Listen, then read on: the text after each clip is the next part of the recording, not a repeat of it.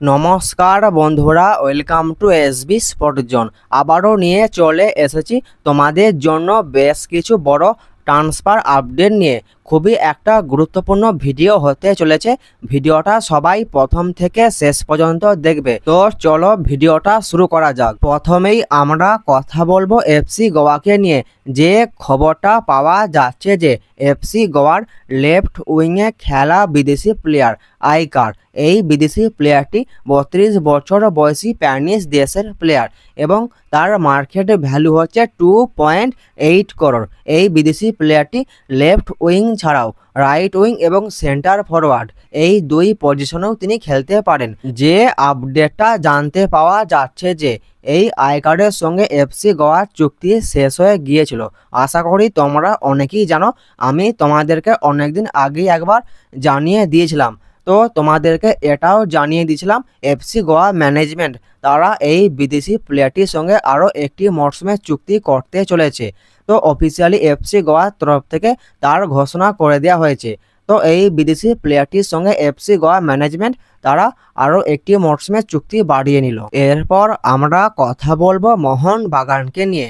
যে খবরটা পাওয়া যাচ্ছে যে মোহনবাগানের দুই ভারতীয় উইঙ্গার লিস্টন কোলাসো এবং মনবীর সিং, তো মোহনবাগানের এই দুই ভারতীয় উইঙ্গার তারা আজকে কলকাতায় আসতে চলেছে।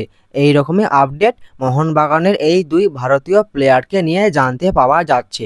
এটাও জানতে পাওয়া যাচ্ছে যে মোহনবাগানের সব ভারতীয় প্লেয়াররা তারা 2-3 দিনের মধ্যে মোহনবাগানে যোগ দিয়ে দেবে, এরকমই খবর পাওয়া যাচ্ছে। কারণ মোহনবাগানের ভারতীয় প্লেয়াররা তারা আগামীকাল থেকে ডুরান্ড কাপের জন্য প্রস্তুতি শুরু করে দেবে, এইরকমই আপডেট ছিল আগে। তো আগামীকাল থেকেই তারা প্রস্তুতি শুরু করতে চলেছে, এরকমই আপডেট জানতে পাওয়া যাচ্ছে। মোহনবাগানকে নিয়ে যে বড় খবরটা তোমাদেরকে জানাবো সেটা হলো যে মোহনবাগানের নতুন সাইনিং অভিষেক সিং। তো এই অভিষেক সিং তিনি গতকাল কলকাতায় চলে এসেছেন।